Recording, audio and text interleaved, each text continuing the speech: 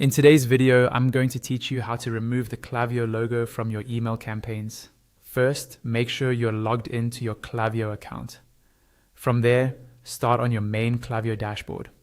This is the home screen you see right after logging in, where you can access all your lists, flows, and email campaigns. On the left-hand side of the dashboard, look for the section labeled Campaigns and click on it.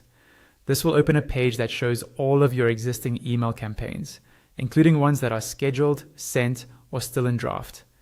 Next, choose any campaign you want to edit. It can be an existing campaign you've already created or a draft you're working on.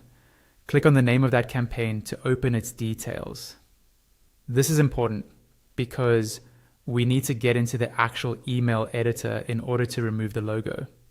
Once you're inside the campaign setup, you'll see a series of steps, usually starting with recipients and settings. At the bottom or top of the page, there will be a button labeled Next. Click on Next to move forward through the setup screens. You might need to click Next again on the following page, depending on how your campaign is configured. Keep clicking Next until you reach the Content or Email Editor step. When you get to the Content step, you'll see a preview of your email, along with an option to make changes.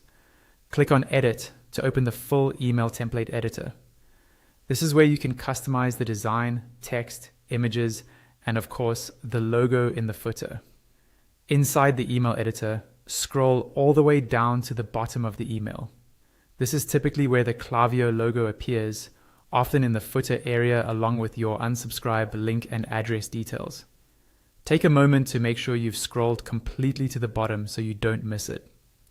Now, if you're on a free Klaviyo plan, you may see an option or prompt near the logo that says something like Upgrade Now.